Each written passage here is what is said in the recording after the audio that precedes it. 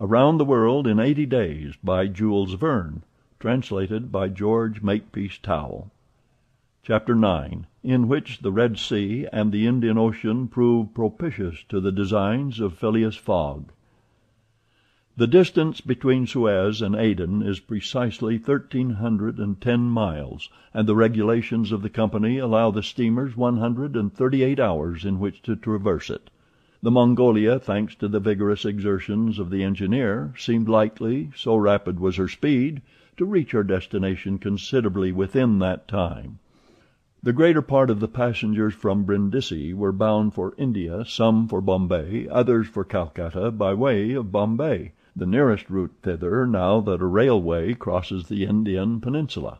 Among the passengers was a number of officials and military officers of various grades, the latter being either attached to the regular British forces or commanding the Sepoy troops and receiving high salaries ever since the central government has assumed the powers of the East India Company, for the sub-lieutenants get £280, brigadiers £2,400, and generals of divisions £4,000. What with the military men, a number of rich young Englishmen on their travels, and the hospitable efforts of the purser, the time passed quickly on the Mongolia. The best of fare was spread upon the cabin tables at breakfast, lunch, dinner, and the 8 o'clock supper, and the ladies scrupulously changed their toilets twice a day, and the hours were whirled away when the sea was tranquil with music, dancing, and games. But the Red Sea is full of caprice, and often boisterous, like most long and narrow gulfs. When the wind came from the African or Asian coast, the Mongolia with her long hull rolled fearfully. Then the ladies speedily disappeared below, the pianos were silent, singing and dancing suddenly ceased. Yet the good ship ploughed straight on, unretarded by wind or wave, towards the straits of Bab el Mandeb. What was Phileas Fogg doing all this time? It might be thought that in his anxiety he would be constantly watching the changes of the wind, the disorderly raging of the billows. Every chance, in short, which might force the Mongolia to slacken her speed, and thus interrupt his journey. But if he thought of these possibilities, he did not betray the fact by any outward sign.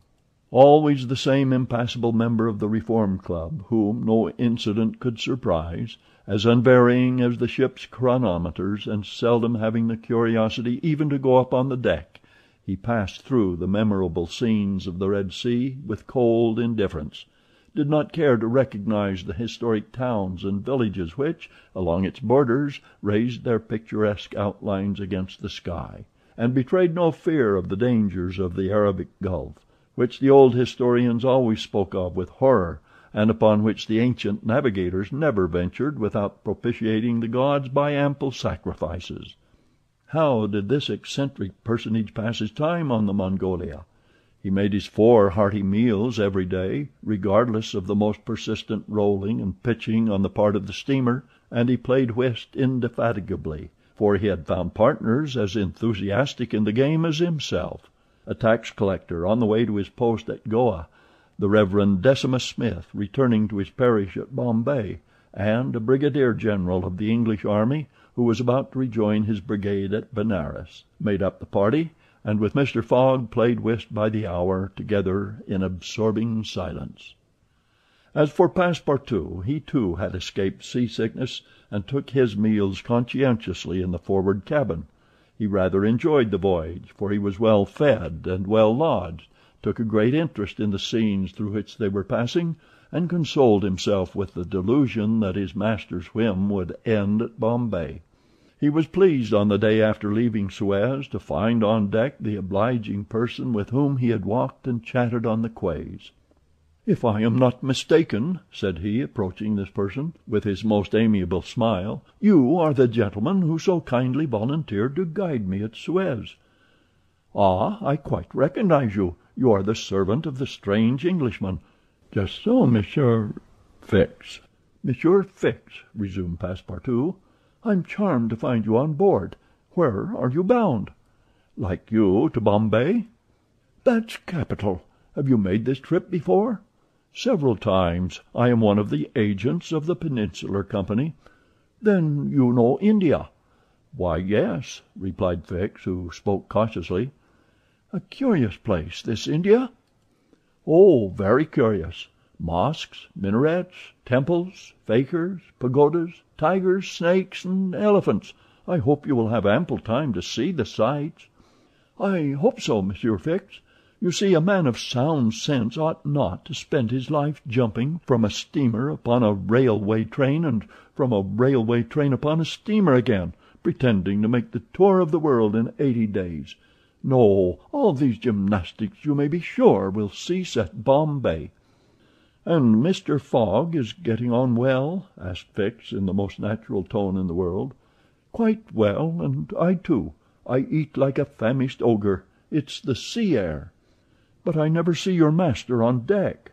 "Never. He hasn't the least curiosity." "Do you know, Mr. Passepartout, that this pretended tour in 80 days may conceal some secret errand, perhaps a diplomatic mission?" "Faith, Monsieur Fix, I assure you I know nothing about it, nor would I give half a crown to find out." After this meeting Passepartout and Fix got into the habit of chatting together, the latter making it a point to gain the worthy man's confidence. He frequently offered him a glass of whisky or pale ale in the steamer bar-room, which Passepartout never failed to accept with graceful alacrity, mentally pronouncing Fix the best of good fellows. Meanwhile the Mongolia was pushing forward rapidly. On the 13th, Mocha, surrounded by its ruined walls, whereon date trees were growing, was sighted, and on the mountains beyond were espied vast coffee fields. Passepartout was ravished to behold this celebrated place, and thought that with its circular walls and dismantled fort it looked like an immense coffee cup and saucer.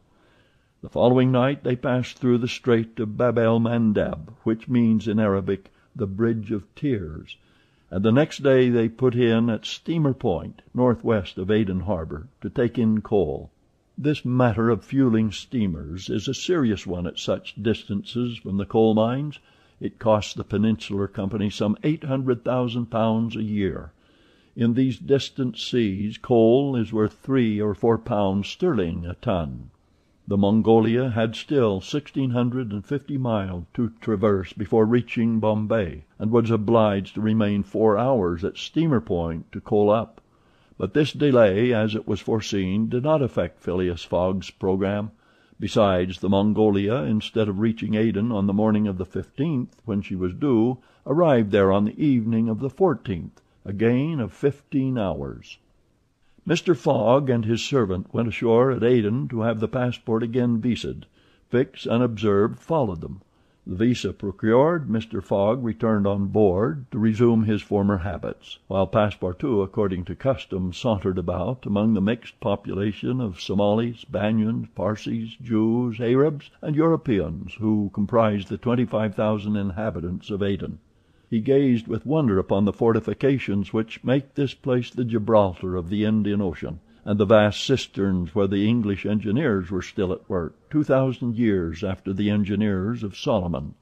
"Very curious, said Passepartout to himself on returning to the steamer.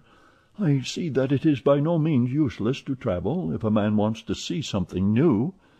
At 6 p.m. the Mongolia slowly moved out of the roadstead and was soon once more on the Indian Ocean. She had 168 hours in which to reach Bombay, and the sea was favorable, the wind being in the northwest, and all sails aiding the engine. The steamer rolled but little. The ladies in fresh toilets reappeared on deck, and the singing and dancing were resumed. The trip was being accomplished most successfully, and Passepartout was enchanted with the congenial companion which chance had secured him in the person of the delightful Fix. On Sunday, October 20th, towards noon, they came in sight of the Indian coast. 2 hours later the pilot came on board. A range of hills lay against the sky in the horizon, and soon the rows of palms which adorn Bombay came distinctly into view. The steamer entered the road formed by the islands in the bay, and at 4:30 she hauled up at the quays of Bombay.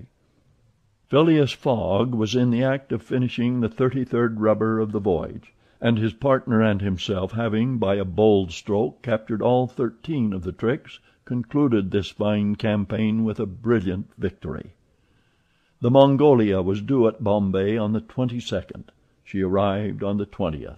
This was a gain to Phileas Fogg of 2 days since his departure from London, and he calmly entered the fact in the itinerary in the column of gains. CHAPTER 10.